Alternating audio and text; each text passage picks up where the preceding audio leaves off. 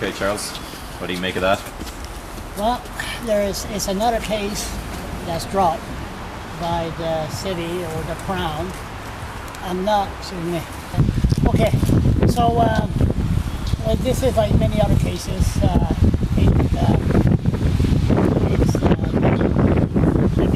tried before that the city drops the case or the Crown or the police. And I'm not naive. I know that the police are allowed to screw up about 50 times, or maybe more, and I'm only allowed to screw up once. And this issue, I'm happy in a way, but in another way, I wish I would have had my day in court, because there's so many bad things that went on with this third-party information, riding the bicycle on the sidewalk. Well, many people ride the bicycle on the sidewalk.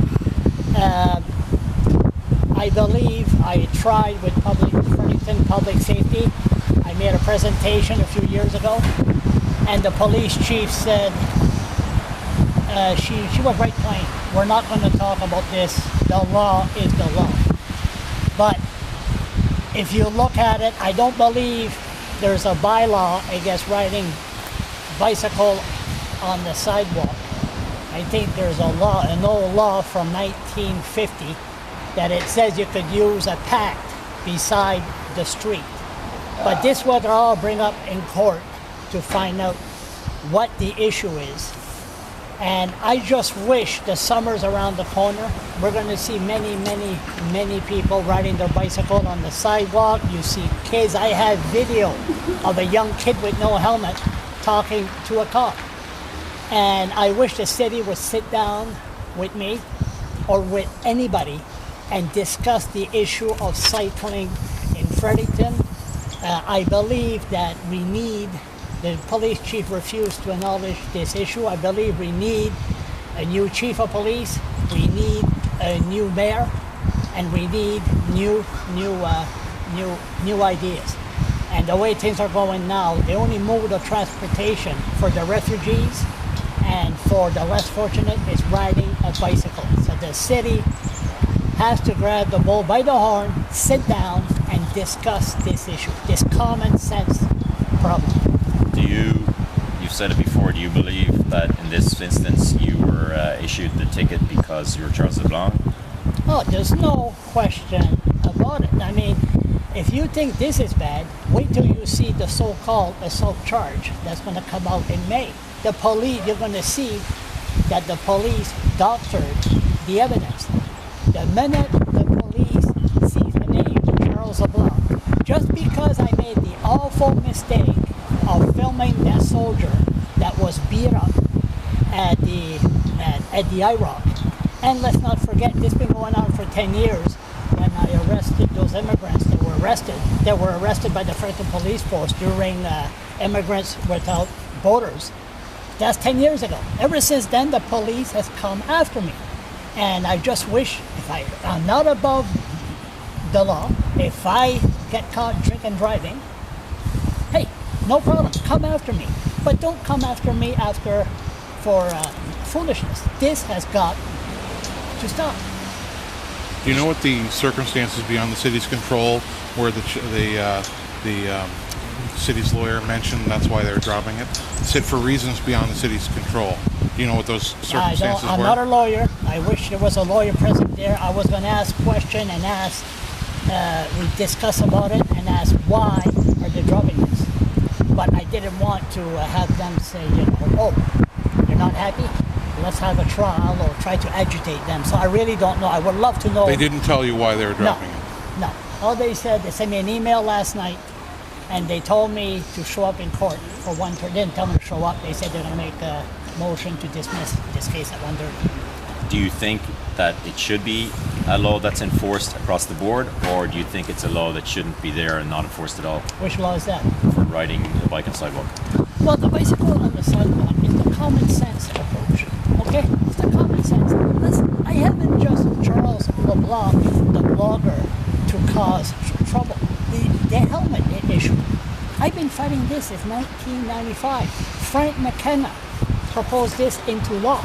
And I wrote letters to the editor and I said, what's next? Elbow pad? What's next? Knee pad? Then you have to wear goalie equipment to ride a bicycle.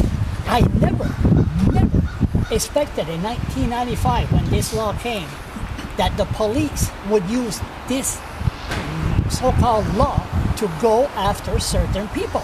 Now, if they want to enforce the law to everybody, no problem. Put a cop in every corner and stop people riding a bicycle on the sidewalk, or the one where you got the most beautiful walking trail in Canada. But people in the summertime are not going there because the park patrol are there, or the police.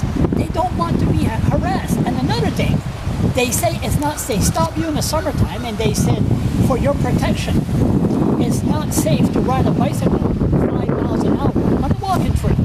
But they don't stop you in the wintertime when it's full of ice on the sidewalk and say, listen, for your protection, we protect you. It's dangerous to ride a bicycle on ice. They don't do that. I mean, it's the common sense. If the police are too busy to chase people that's riding a bicycle, to want them to exercise, come on. There's other big crimes they can go after. So, but that says to me that you said they do stop other people, but not just you. Well, they stop other people. They stop a guy. I just heard a story this morning. They stop a guy. There's 2 cases that I know. There's a guy that was stopped at 2 o'clock in the morning. He didn't have lights on his bike and a reflector, no helmet, and riding on the sidewalk. 2 o'clock in the morning, $600 in fine. And I know a friend of mine, a black guy, that was stopped. He was stopped last summer. And then my friend, very polite, say, yes, sir, may I help you? Oh, it's you. Now, it was a black guy, and the cop said, it's you. He knew it. So what happened? He let him go. But if it wasn't somebody he knew, what would have happened? They're going after certain culture, and they're going after certain people. Just an avenue to stop them. And this has got to stop. People should have the right to exercise. In Quebec and Ontario, 16 years and younger, you gotta wear a helmet. New Brunswick, Nova Scotia, and British Columbia are the only place around the world that you have to wear a helmet. Fredericton is the only place around the world that enforce this law to certain people. And that's what gets me upset. Tell us about this ticket. Can you tell us when the infraction was alleged to have occurred, and when you were issued the ticket, and who instigated the process? Well, I turned around. I was riding my bicycle, and I'm not sure the date. It was in June, July. It's in the video. July, I believe. 30th of July. The what? 30th of July. 30th of July. Thank you. 30th of July, and next thing you know, the police came at my door. 22nd of September. 22nd of September. 2 months after the fact. And another thing the Fredericton Police Force don't do is investigate. They do not investigate. They go by third-party complaint, but they don't go ask the complainant if it happened. Just like the so-called assault charge that's coming. They listen to one side of the story, but nobody came and talked to me, and then they give it to the Miramichi police to investigate. So the policy of the Fredericton Police Force to just go on third-party complaint. And if you've got no money, you show up in court, you got no lawyer, you got nothing. And if you don't understand, people with mental illness do not understand the court procedure. In my case, the only reason that I got free to this is I have a special friend that's very, very smart. Won't mention any names. If it wasn't for her. But what did that special friend do? That special friend is what you call a private investigator. Investigate, digs, research, dig for the law. What is the law? And that special friend is very, very intelligent. And if everybody that's on social assistance could have access to this person or proper lawyer, the police won't even bother to go after certain people. But the justice system and the police are working side by side to go after certain people, and that's not right. You said you didn't know why they dropped it, but now you're saying it was dropped because you have a special friend who investigated and looked into the law. No. Yes, and it was. I see. What happened is we put a constitutional challenge for that to have a hearing to really find out if they're allowed to do what they do. Now, except having a trial that would last maybe a few hours, this would have took a few days. You just want some hearings and find out, what is the law? Are they allowed to do? Are they allowed to do this? They're not allowed. And this special friend just dig, and find out what's going on here. So you put forward some sort of motion to launch a hearing? A hearing to find out what's the reason that I received this ticket in the first place. Under the Constitution and Charter of Rights, I am being harassed by the Fredericton Police, and this is what I wanted to have done.